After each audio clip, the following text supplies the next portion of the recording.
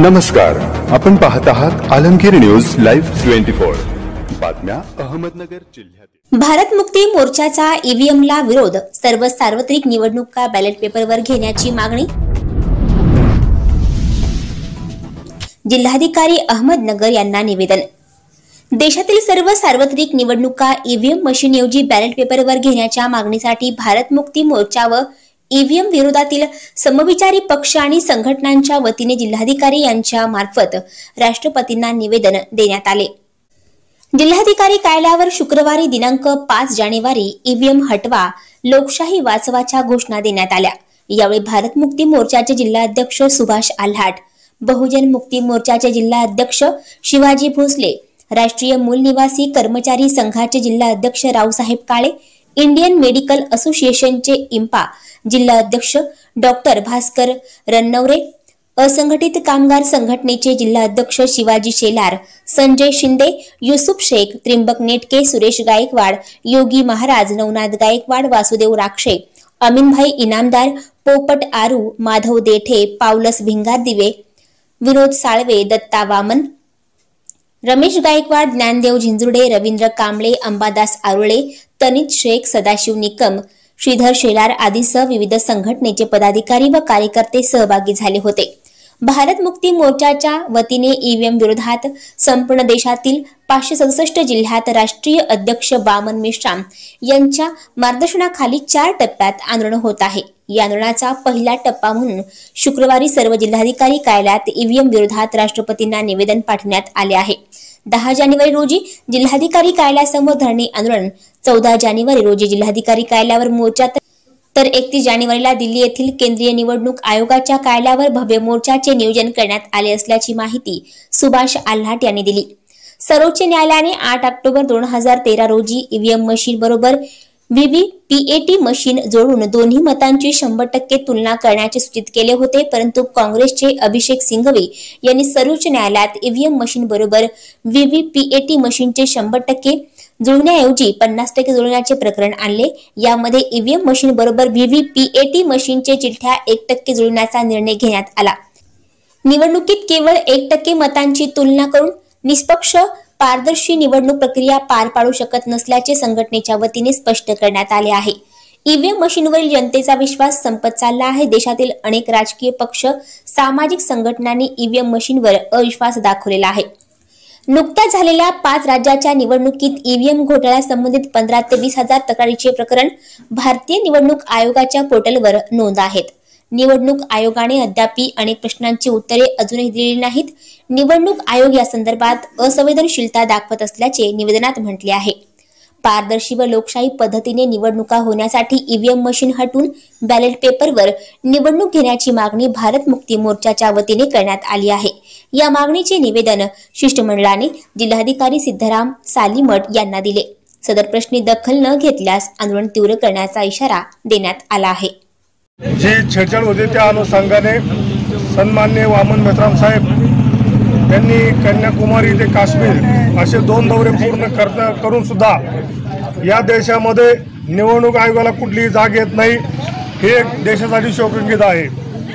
त्या अनुषंगाने ईव्हीएम विषयीचे 4 चरण आम्ही वामन मेश्राम साहेबांच्या अधिपत्याखाली पूर्ण भारतभर लावलेले आहेत। आज त्याचा पहिला भाग म्हणून 5 जानेवारी 2024 रोजी 567 जिल्हे में जिल्हाधिकाऱ्यांना यांना सर्वांना निवेदन देण्यात येणार आहेत। दुसऱ्या चरणामध्ये 10 जानेवारी 2024ला 567 जिल्ह्यामध्ये सर्व जिल्हाधिकाऱ्याला धरना प्रदर्शन आम्ही करणार आहोत। मोर्चा द्वारा के राष्ट्रीय अध्यक्ष मेश्राम साहब के आदेश के अनुसार इस देश में ईवीएम हटाने के लिए तीव्र आंदोलन व्यापक शुरू किया है। उसका पहला नतीजा है जो देश में 567 जिले में आज के दौर पे पहले जिलाधिकारी साहब को निवेदन देना है, उसके बाद में ईवीएम के द्वारा जो वोटों की चोरी हो रही है इस देश में जो सत्ता है, संविधान ये खतरे में आ गया, जिसका धोखा पैदा हो गया। इसके बाद से जनहित लोकतंत्र जो है इसके बाधा आ रही है। जिस देश में जो ईवीएम मशीन द्वारा वोट की चोरी हो रही है इसके खिलाफ अभी इन 5 राज्यों में जो चुनाव के नतीजे है उसमें से 15 से 20 हजार जो केसेस इलेक्शन कमीशन पोर्टल में द्वारा ये दाखिल किया गया है। अभी तक इलेक्शन ने कोई इसका जवाब दिया नहीं है। इसीलिए मेश्राम साहब ने ये जो आंदोलन छेड़ा है इसका जो अभी शुरुआत अहमदनगर जिला में हम लोगों ने जो बहुजन मूल निवासी है ये सबों ने ये आंदोलन शुरू किया है मेश्राम साहब के आधिपत्य के नीचे।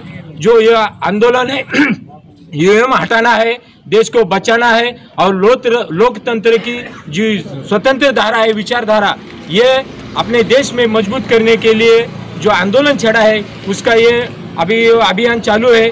ये ईवीएम मशीन का जो छेड़छाड़ी करके जो पार्टियां जो अभी आई, बीजेपी है, कांग्रेस है, इन्होंने सत्ता हासिल की है, इसके बारे में कोई ये जो छोटी मोटी पार्टियां उनका बैठक हुआ, उन्होंने कंप्लेंट्स किया, लेकिन इलेक्शन आयोग इसके ऊपर कोई कार्रवाई नहीं कर रहा है।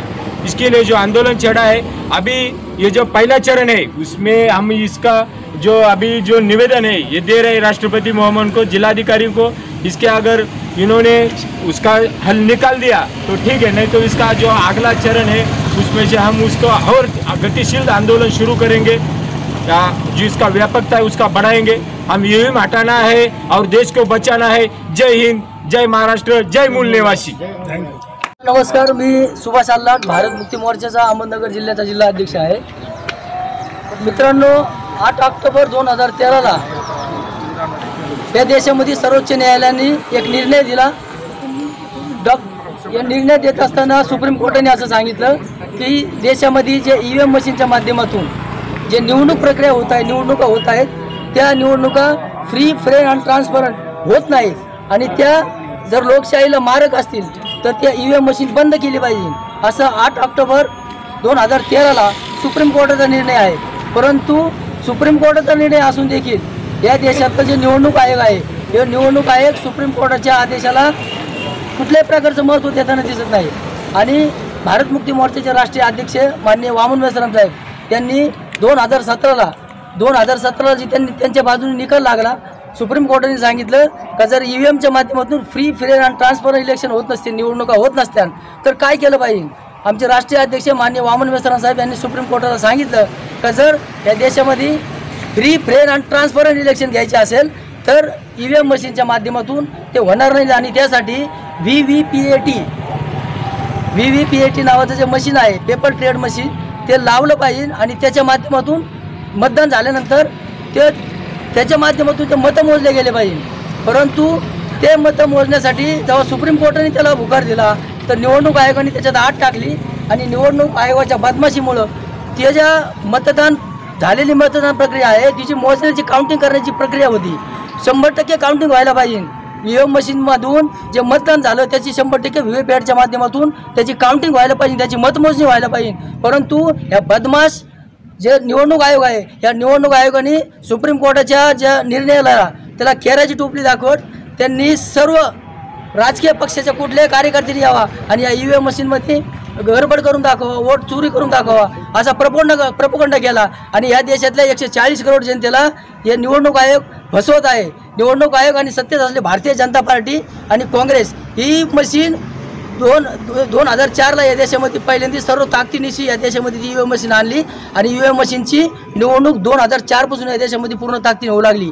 ही ईव्हीएम मशीन आणायला सर्वस्वी कारणीभूत भारतातलं काँग्रेस आहे आणि काँग्रेस आणि भाजप हे दोन्ही पक्ष एकाच नाण्याच्या दोन बाजू आहेत। या देशातल्या 140 करोड जनतेला ईव्हीएमच्या माध्यमातून मतं चोरली जातात। या देशातल्या माणसाचा जो फंडामेंटल राईट आहे, या देशातल्या मतदाराचा जो मूलभूत अधिकार आहे, त्या मूलभूत अधिकाराची चोरी ईव्हीएम मशीनच्या माध्यमातून होत आहे आणि ती मशीन बंद केली पाहिजे। यासाठी आदरणीय भारत मुक्ती मोर्चाचे राष्ट्रीय अध्यक्ष वामन मेश्राम साहेब भारत मुक्ती मोर्चाच्या माध्यमातून भारतातल्या 557 जिल्ह्यामध्ये भारतातल्या 36 राज्यापैकी 32 राज्यामध्ये आणि भारतातल्या 6 लाख खेड्यापैकी 4.5 लाख खेड्यापर्यंतची संघटना आहे. तर पूर्ण ताकदीनिशी आम्ही या 4 चरणमध्ये आंदोलन चालवणार. पहिला टप्पा 5 जानेवारी 2004ला म्हणजे आजचं आम्ही कलेक्टर साहेबांना निवेदन देणार आहोत आणि त्यांच्या माध्यमातून महामंडळ राष्ट्रपतींना ते निवेदन सुपूर्द होणार आहे. 10 जानेवारीला आम्ही संपूर्ण जिल्ह्यात इथं घंटानाद आंदोलन करणार आहोत. 557 जिल्ह्यात संपूर्ण भारतामध्ये कलेक्टर ऑफिससमोर घंटानाद होणार आहे आणि 14 तारखेला आम्ही रॅली काढून माननीय जिल्हाधिकारी साहेबांना त्याचं निवेदन देणार आहोत. आमचा शेवटचा टप्पा असेल भारत मुक्ती मोर्चाच्या माध्यमातून की 31 जानेवारीला आम्ही 5 लाख लोक घेऊन दिल्लीच्या निवडणूक आयोगाच्या कार्यालयावर आम्ही धडक मोर्चा नेणार आहोत आणि त्याच्यासाठी प्री प्लॅनिंग चाललेली आहे. धन्यवाद. साथियों, जय मूल्यवासी सभी महामानवों को, महानायिका को मैं वंदन करता हूँ।